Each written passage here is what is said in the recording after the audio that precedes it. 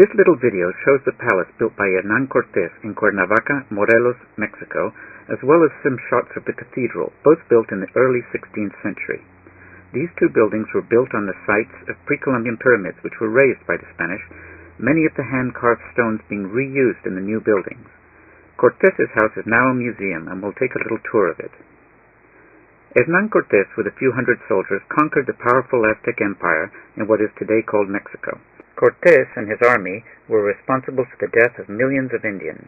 They were also responsible for the destruction of the indigenous social, economic, and spiritual systems, replacing them with slavery and Catholicism. The legacy of their actions still speaks loudly today. Those were different times, and Cortez was a complicated man. Whether or not he was thoroughly evil is a topic well beyond the scope of this short video, but there's no doubt that the results of his actions caused enormous evil.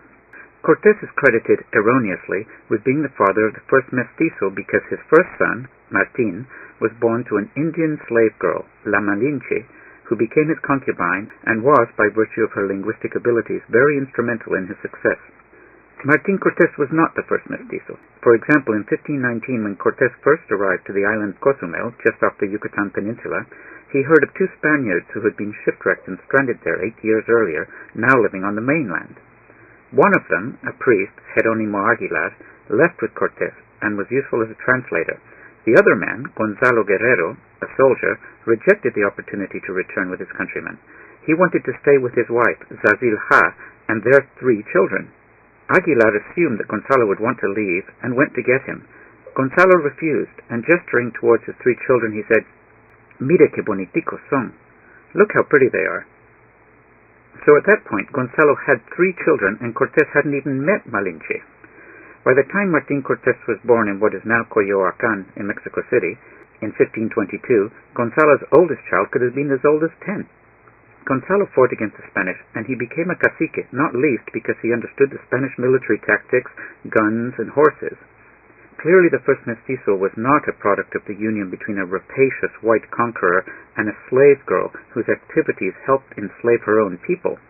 It's likely that the first mestizo children were those of Gonzalo and Zazil, a Maya princess and a man who fought to his death protecting his family and the people who adopted him. Cortez never married Malinche. He had one of his lieutenants marry her. Cortez chose to marry a Spanish woman, no doubt seeing her as a woman of higher status than an Indian woman. She lived in the Palacio Cortez and bore him another son, who, Cortez confusingly, also named Martín. It was this Martín, 9 years younger than the mestizo Martín, who inherited Cortez's title, Marqués del Valle de Oaxaca, along with all of the privileges, vast wealth, lands, mines, and sugar plantations. The older Martín, the mestizo, became a courtier to his younger brother, obliged to be subservient to his little brother of all Spanish blood. Things have improved since the 16th century, but we still see the same patterns today. Of course there are exceptions, but those of Spanish heritage are at the top, the mixed bloods in the middle, and the Indians at the bottom. Most of the wealth is held by a few families.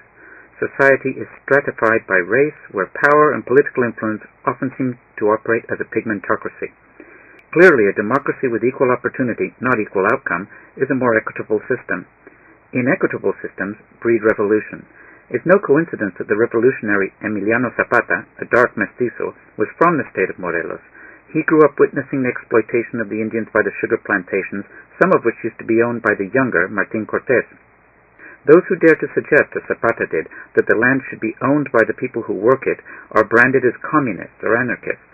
Those with vast haciendas and land, some of which they never even visited, resist giving up their property and protect it ferociously with the courts and the military. Of course most people don't want to give up something they perceive as theirs, but often the only thing that they did to own the land was to inherit it.